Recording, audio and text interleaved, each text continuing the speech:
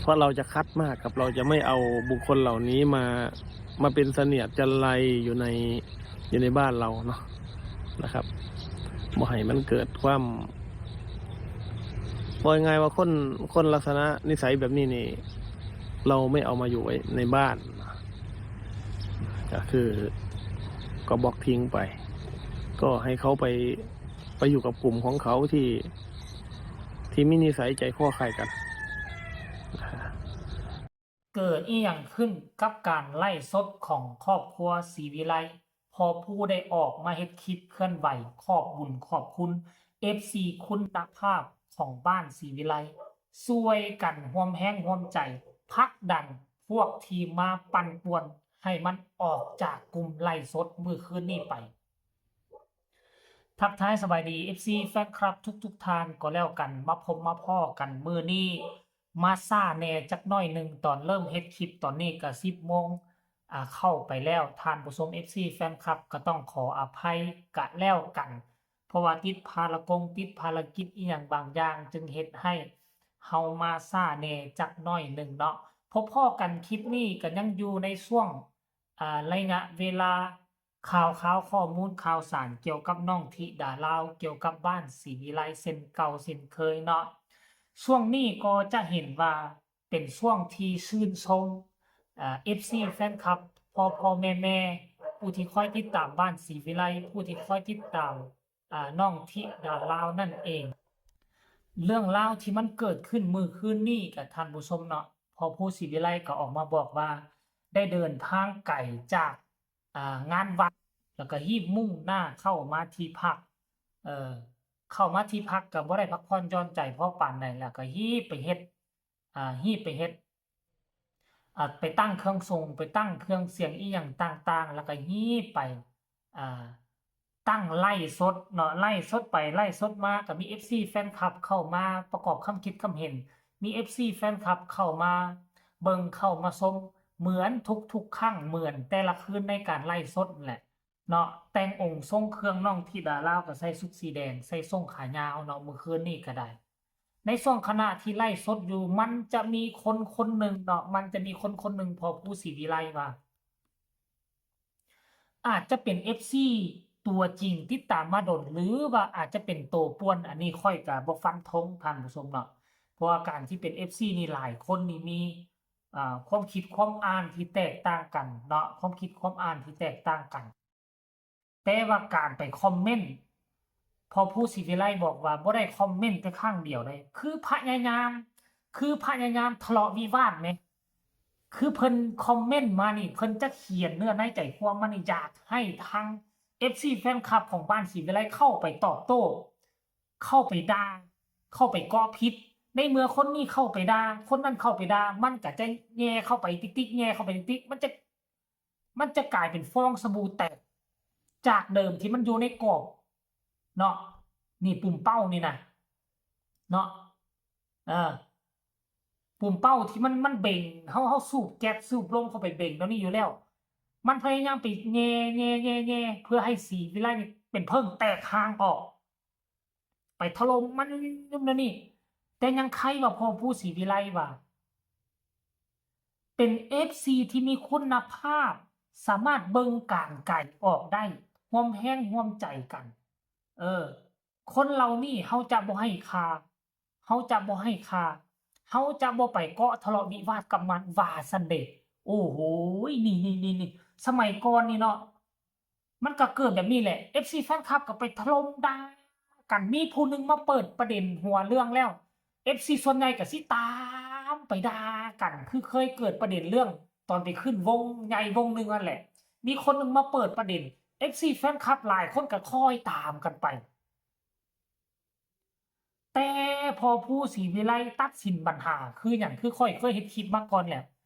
มันโผล่ขึ้นมาหน่อยหนึ่งคือตัดเลยบล็อกมันทิ่มมันโผล่ขึ้นมาคือกำจัดมันเลยออกมาวิพากษ์วิจารณ์มันโลดตัดปัญหาเฮาจะบ่เก็บ FC แฟนคลับที่ด้อยคุณภาพแบบนี้อยู่ต่อไปเห็นบ่ล่ะข้อยเคยเห็นประสบการณ์ในศิลปินโด่งดังอยู่ในวงใหญ่มาก่อนแล้วมี FC มาเกาะพิษ กับศิลปินผู้อื่นกับ FC ศิลปินผู้อื่นก็ปล่อยไปผลสุดท้ายมันบ่ดีต่อวงเด้เฮ็ดให้วงเกิดความวุ่นวายแล้วจึงมาแก้ไขตามหลังผลสุดท้ายมันโลกโซเชียลมุนอุยปุ้ยอยู่ในวงหนึ่งวุ่นวายก่ายกองกันฉะนั้นพอผู้ศิวิไลตัดปัญหาคือมีคนนี้แสดงตัวเป็น FC แต่คำพัดว่าไปเฮ็ดให้ดราม่าเข้ามาหาศิลปินตัดลบทิมไล่มันนี่เหลือแต่ FC ที่มีคุณภาพปัจจุบันนี้มี FC น้อยเนาะก็ดีกว่ามี FC ที่หลายและมี FC ขยะแบบนั้นท่านผู้ชม FC แฟนคลับอยากให้ทุกคนไปฟังจากปากของพ่อปู่ศรีวิไลออกมาโพสต์เคลื่อนไหวมื้อเช้านี้เป็นจั่งใดให้ไปฟังนํกันเลยที่ใส่ชื่อว่าซัมซุง เขามาป่วนเขายามมาป่วนเนาะแต่บ้านศรีวิไลเราโอ้โหสุดยอดมากเลยนะสุดยอดมากครับเป็นอะไรที่คือทุกคนพยายามสะกดกั้นอารมณ์นะครับด้วยความโมโหแต่ว่าสติสุดยอดนะครับแต่ละคนสติสุดยอดก็คือไม่ไปตามเกมเขาถือว่านี่แหละเข้ามาคุณภาพครับเขาก็พยายามทำกับเราทุกอย่างนะฝ่ายตรงข้ามก็ไม่รู้ว่าเป็นใครหรอกไม่รู้ว่าฝ่ายไหนรู้แต่ว่าถ้าบ้านศรีวิไลเฮ้าสิบ่เฮ็ดกันแบบนี้นะครับจะไม่ทำกันแบบนี้เพราะบ้านศรีวิไลเฮ้าเนี่ยสิมีตั้งแต่คนที่มีวุฒิภาวะนะครับมีวุฒิภาวะแล้วก็เป็นบุคคลที่มีคุณภาพเป็นบุคคลที่มีสติสัมปชัญญะครบครันเห็นบ่ FC แฟนคลับมีคุณภาพบ่มีคุณภาพหลังจากที่พ่อปู่ศรีวิไลออกมาเฮ็ดคลิปเคลื่อนไหวมื้อเช้านี้ FC แฟนคลับก็เข้ามาแสดงความคิดความเห็นหลายคนนี้บอกว่าสวัสดีว่าซั่นเด้เป็นกำลังใจให้นะคะอย่าไปสนใจเสียงหมาเห่าเลยค่ะว่าซั่นสวัสดีครับผม FC บ้านศรีวิไลครับขอให้บ้านศรีวิไลสุขภาพร่างกายแข็งแรงทุกๆท่านนะครับถ้าใครเข้ามาคิดบ่ดีพูดบ่ดีกับบ้านศรีวิไลผมว่าไปอยู่ตึกเลยครับว่าซั่นเด้ FC บ้านศรีวิไลคือหักคือความหักความแพงที่กลั่นออกมาจากใจไม่ใช่การสร้างภาพครับว่าซั่นเด้บ้านเราต้องแข็งแรงขึ้นทุกวันครับหักทุกท่านทุกคนครับว่าซั่นเด้มื้อคืนนี้ผมบ่เคยด่าไผเลยมันหลายเทื่อว่าซั่นเด้โพนมันหลายเทื่อโพนว่าซั่นเด้ผมคันแค้วอีหลีครับพอผู้แม่เพิ่งว่าซั่น FC แต่ละคนเข้ามาด้วยใจจริงๆถึงจะบ่มีเงินมีทองเขามีสมองคิดดีทำดีคิดสร้างสรรค์บ้านหลังนี้เล็กๆแต่เต็มไปด้วยความหักความแพงเต็มไปด้วย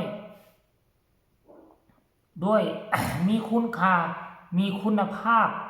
ผมนี่ล่ะโมโหแห้งว่าซั่นเด้ FC แฟนคลับเห็นคนหนึ่งที่แปลกหูแปลกตามากก็ช่วยกันผลักดันมันออกจากกลุ่มเลยช่วยกันผลักดันขับไล่มันออกไปเฮาต้องร่วมแรงร่วมใจกันยามใดก็สิมาท่าแต่พอผู้ศรีวิไลท่าแต่แม่เพิ่งเว้าเฮาผู้ที่เป็น FC แฟนคลับเฮาเห็นว่ามันบ่สมมาพาควรช่วยกันเนาะคันท่าว่าเฮาแตกกันโฮมกันเฮาอยู่แตกหมู่เฮาตายนี่คนลาวมักเว้ากันคันเฮาโฮมกันผลักดันคนซัวมันก็สิหนีไปได้คันถ้าเฮาแตกคอกันเองบ่ช่วยเหลือกันผลักดันผลสุดท้ายเฮาก็สิเป็นคนตุยเองสิล่มละลายเพราะฉะนั้นเห็นการร่วมมือร่วมใจมื้อวานนี้พอผู้ศรีวิไลยังอดบ่ได้ออกมาเฮ็ดคลิปเฮ็ดข่าวขอบคุณ FC แฟนคลับซั่นล่ะว่าท่านผู้ชมเนาะอันนี้คือการเคลื่อนไหวล่าสุดของครอบครัวศรีวิไลของน้องธิดาลาวนั่นเองเอาคลิปนี้ก็ฝากไว้สำนี้มีคำคิดคำเห็นส่งข่าวมาได้ฝากกดไลค์กดแชร์กดติดตามที่สำคัญจะกดข้ามโฆษณาลาทานผู้ชมไปก่อนสบายดี